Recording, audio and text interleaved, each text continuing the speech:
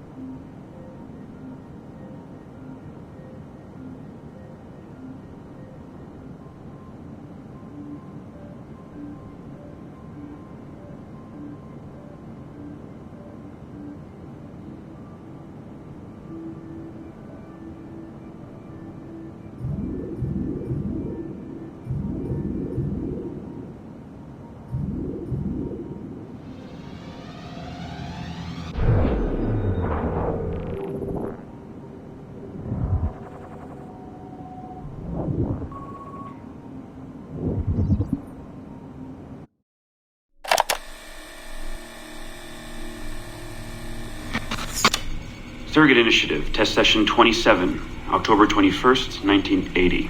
Host Eileen Bach, DNA sample SB1970. Miriam, my dear girl, there is no good reason for you to be here. But your intransigence requires that I detain you until you give me information I can act upon. The location of the artifact, perhaps, or the whereabouts of your leader, Dr. Shing. Just a little something to give Minister Goebbels some encouragement that we are on the right track. How about a nice hug? He looks so sad in all his photographs. Yes, he does, doesn't he? Perhaps you could pay him a visit yourself. He likes beautiful women. Actresses, musicians. Pirates? That's right, pirates. Pirates of the Edelweiss. Isn't that what you kids call yourselves?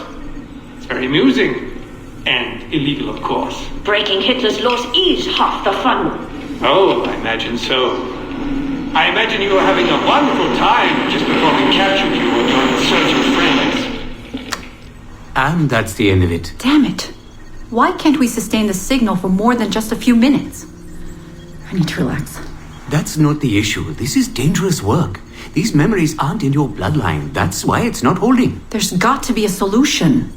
Any idea what they mean by the artifact? I've heard it a few times now. Not sure. I don't think Miriam knew either. Not much comes into her mind when she asks about it. But she's protecting the other members of her group, the Edelweiss Pirates or something? Yeah. Bartol Schink. Have we looked him up? No, we can. We should. Put your intern on it. Right. High priority. Yeah. This isn't getting any easier. Jesus.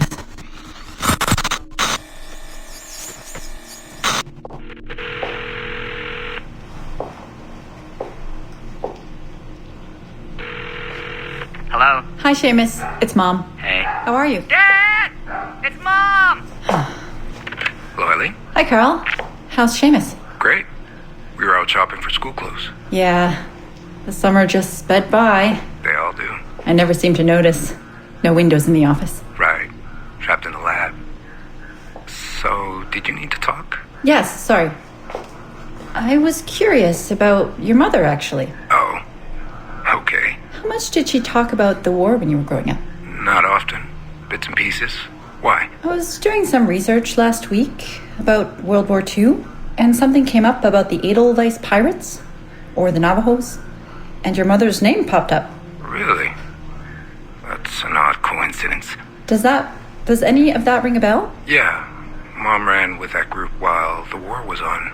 There were a group of kids who wanted to avoid the Hitler Youth programs, but in later years they escalated their activities to, bigger ideas like vandalism and sabotage. But why Navajos and pirates? Just some of the names they used.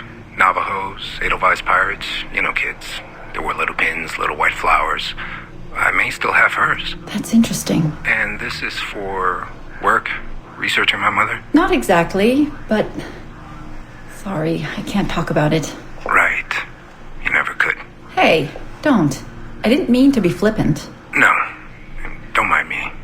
All for the greater good. I like to think so.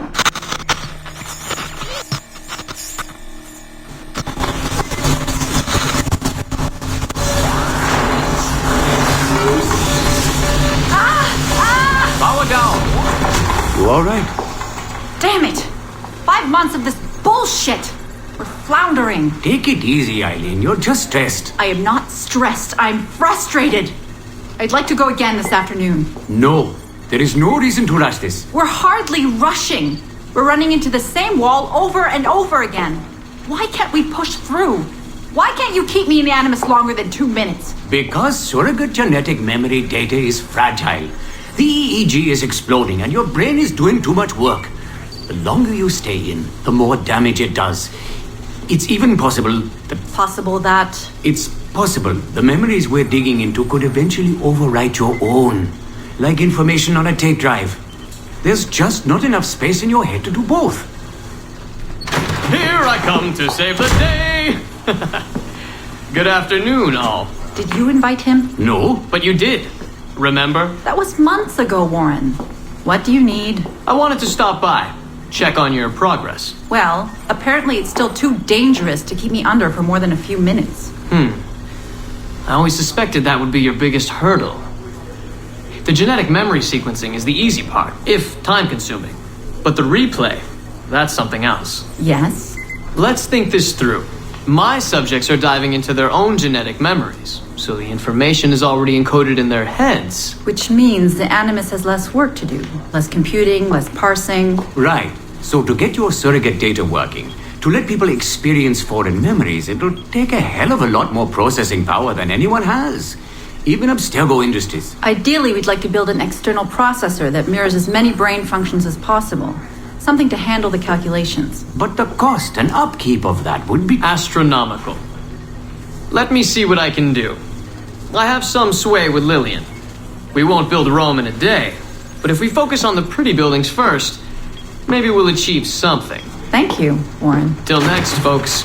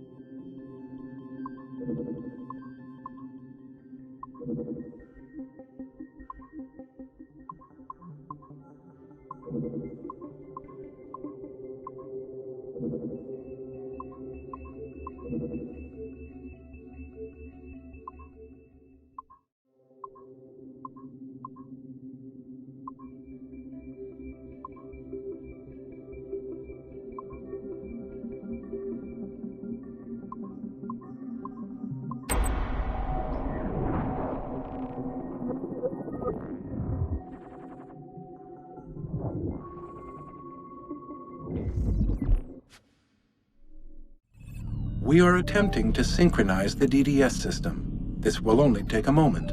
We are almost there. The DDS is now in sync. Thank you for your patience. We hope you enjoy your experience. Rudolf II invited many notable figures to his court, making Prague the center of European culture. Among them were Englishman Edward Kelly and his stepdaughter Elizabeth Jane Weston. Observe her and report any alleged collusion.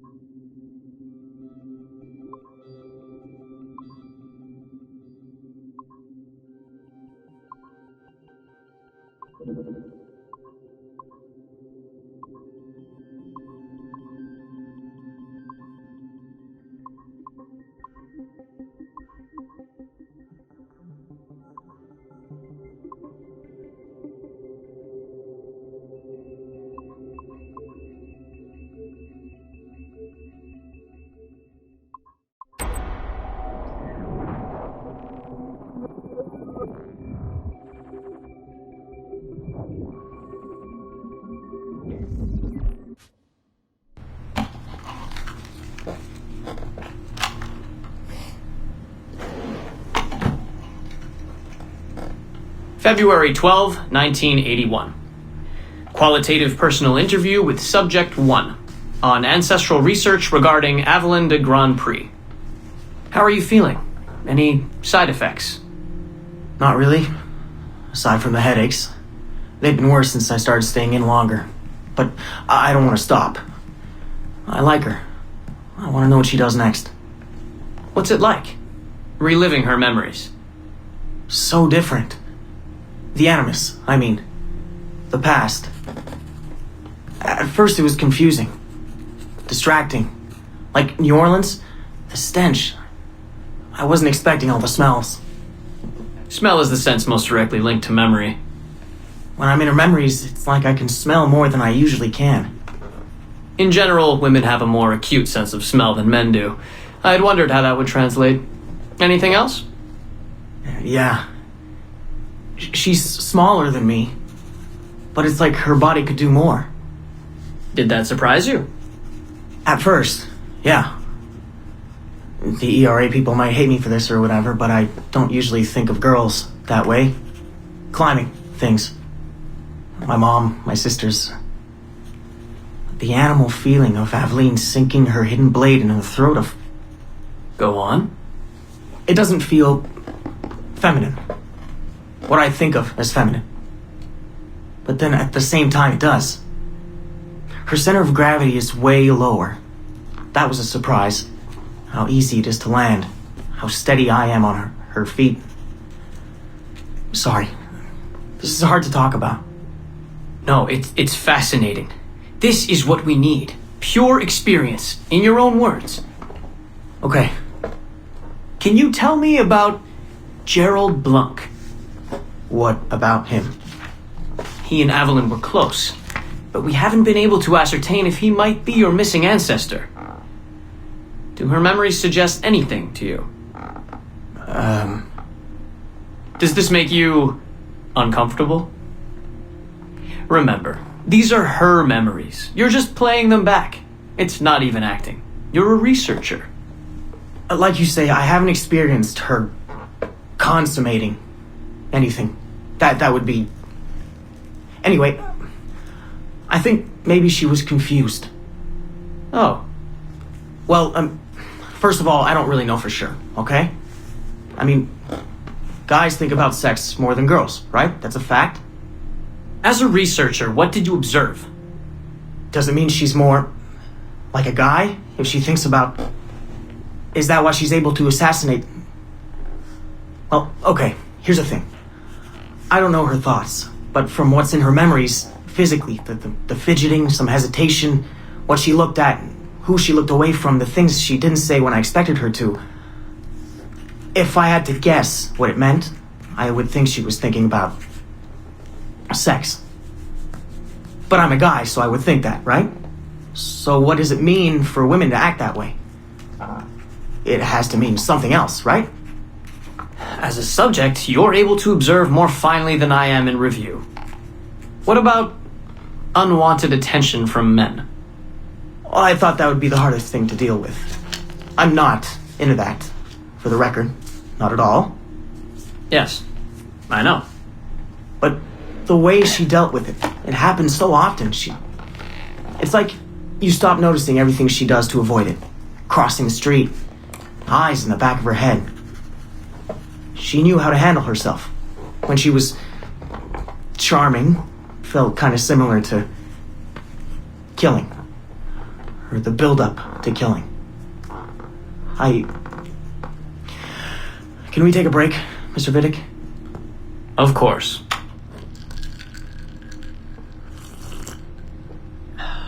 Ready to go on? Yes. Evelyn was black. And white. On her father's side. You're sensitive to that? I guess. I mean, I'm white. Aveline looks black, so that's different. But you get used to it. Like with the girl thing. Until someone makes you not used to it. What do you mean? I don't think I've ever had to think so much about what I'm wearing or how I'm walking. But Aveline, it's like she goes through her whole life in these uniforms. People expect her to behave in a certain way. Definitely. Sometimes I worry I'll slip up and play too relaxed at the warehouse and, I don't know, blow her cover. You can't blow her cover. I know. I'm just replaying the memories. I can't change them, I know. But I see it, right? It's a risk. It's... stressful? Yes. It's best when she goes out as an assassin. On the roofs or in the bayou. I think she was more relaxed that way. Can you imagine? You're only relaxed when you're going to kill someone. Let's stick to memories rather than imagination. What about the slaves? They're kind of just... everywhere.